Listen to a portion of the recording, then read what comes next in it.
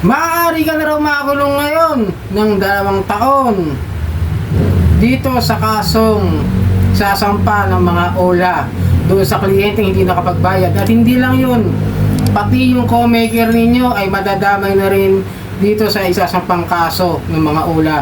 So alamin natin kung totoo ba ito o hindi. Ayan na naman kayo, bunganta naman kayo pero simulan natin at talakayin. Alright, welcome back mga kadyani, magandang gabi at muli maglalambing po muna ako sa inyo na paki-follow po ang aking mga social media account ng Facebook, TikTok at itong aking YouTube channel.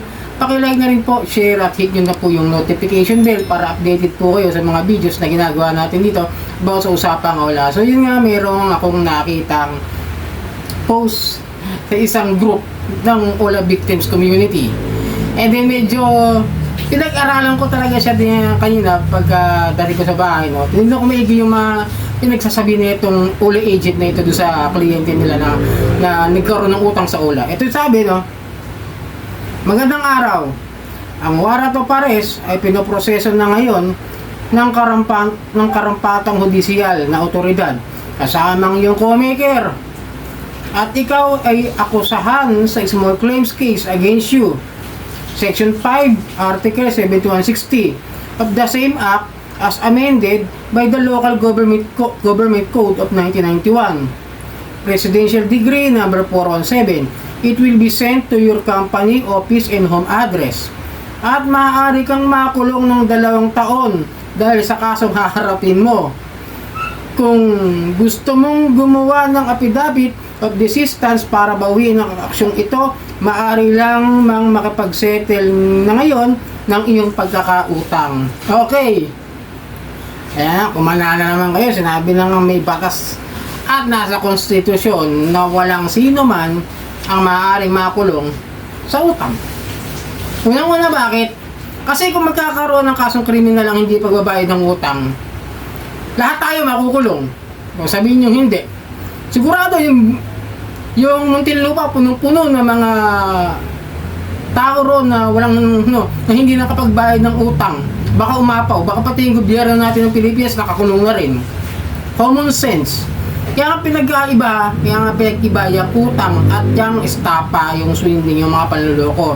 Kasi kung ang pangungutang lamang pag-uusapan, wala yan, okay? Pero alamin natin yung binanggit, no? Ito kasi yung binanggit niya, no? Yung sa una, ito sinabi niya nung una, small claims case against you. Section 5 ng Article 7160. Diba? Tingnan natin yung Section 7160 na sinasabi nitong bugok na ulan na to. Okay. Ito yung sinasabi niya. Tinagalog ko na kasi English to pagka sinerch mo yan. Ang seksyon ng kodigo ng lokal na pamahalaan, Republic Act number 7160, ay nagbabalangkas sa interpretasyon ng mga kapangyarihang ipinagkaloob sa mga local government units. Idinikta nito na ang anumang probisyon hinggil sa mga kapangyarihan ng LGU o local government unit ay dapat bigyang kahulugan ng liberal sa kanilang pabor. Paglutas ng anumang mga pag-aalinlangan, pabor sa devolusyon ng mga kapangyarihan sa mababang unit ng pamahalaang lokal. Ibig sabihin, LGU lang. Sa LGU yan, ha. Kumbaga sa doon lang nasasakop, hindi sinasakop doon yung batas ng civil case ng pagkakaroon ng utang at walang kinalaman yun doon. Okay? Then yung binanggit, di ba? Ito pa yung binanggit doon sa kasunod na linya yung Presidential Decree number 417 na may petsang Marso 19 ng 1974, Pilipino ay nasususog sa Presidential Decree number 379 na tumatalakay sa deklarasyon ng mga ari-arian, pananagutan at nitong halaga ng ilang opisyal at empleyado. Partikular nitong tinutugunan ang labag sa batas na pagbubunyag ng impormasyon na may kaugnayan sa mga deklarasyong ito. O ibig sabihin, yung opisyal, at ibig sabihin yung mga opisyal na nakaupo na kailangan nila mag-declare na mga ari-arian na yun. Yung kapag ka ikaw ay tumatakbo o nasa isang posisyon, kailangan i-declare mo lahat ng iyong assets, di ba? Yung transparency. Ito yun O, nasan yung batas ng utang para makulong ka ron? Politiko ba yun ang utang? Kayo talaga mga bugok na ola, wala talaga kayo magawang matino, no? So yun, napakalayo.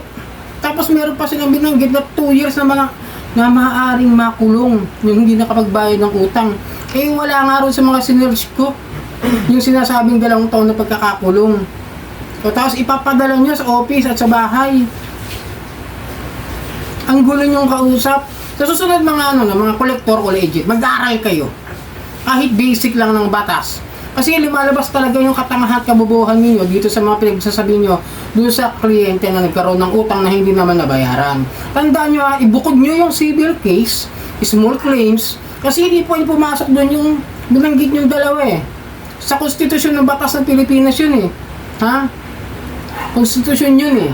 Hindi naman yun sa kaso, hindi naman yung sakop ng Municipal Trial Court o ng Metropolitan Trial Court, yung mga ganong klase ng mga batas na yung presidente ang nag-utos, yung mga senador nag-file yan, mga congressman na nag-file ng mga batas na yan at isinabatas at pinirmahan ng Pangulo. Okay? Kaya tanan nyo, ihiwala yung utak doon sa katangahan. Mga ola agent, please lang. Tapos idadamay nyo pa ngayon, pati yung co-maker. Ano kinalaman ng co-maker doon sa utang nung kliyente nyo dyan sa ulan ninyo? Unang-una, yung co-maker, alam ba ng co-maker niya na nangungutang sa inyo? Yung tao na yan.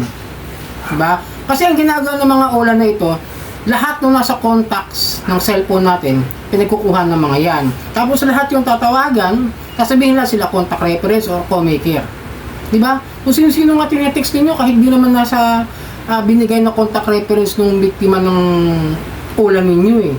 Nagbigay yan, sigurado either 3 o 5 contact reference lang. Tapos, buong contact number, pati mga tumawag na nagde-deliver, dinadamay ninyo. Pati yung nagpa-cash in lang, dinamay na ninyo. Di ba? Kung may tindahan man yung isang, excuse me, yung isang kliyente nyo ng pautang, diyan na nanghiram sa inyo sa ulan nyo. Di ba? Ang layo, sobra. Please lang, kung gagawa rin lang kayo ng kasinungalingan, sana yung totoo. Ito, sinungaling na kayo. Magsisinungaling na lang din kayo, hindi pa totoo. Di ba? Ang layo eh.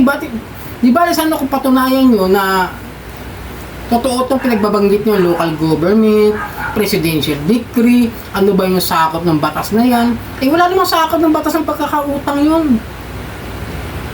Pwede naman kayo kasi magsampa talaga ng small claims kung talagang gusto nyo maningil at sa tamang paraan. Hindi yung katulad niyan, magagawa kayo ng mga kung ano ng batas, tatakutin yung tao, hindi naman niya naiintindihan, syempre. At tapayo ko rin doon sa mga nagkakaroon ng utang, pag-aralan nyo rin, kahit basic lang din, no? Manood kayo sa mga ganitong channel, like sa akin, kay Boss Rai, sa ibang mga marurunong din na abogado, talagang yung mga nagdi-discuss ng mga about sa batas. Panoorin nyo sa Facebook page, diba? Yung mga, may mga abogado din na libre na nga. Kumbaga parang, pre-legal counseling pero hindi tayo kliyente ng mga abogado ngayon. Binibigyan lang kayo ng ideya para hindi naman tayo ganun kamangmang pagdating sa batas. Tulad nun, ang layo ng binanggit.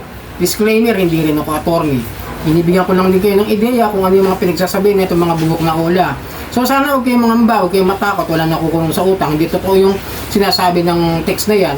At sana nakatulong ang video ito. Muli maglalambing ako sa inyo na paki-follow po ang aking mga social media account, ang Facebook, TikTok at itong aking YouTube channel. Maraming pong salamat at hanggang sa muli.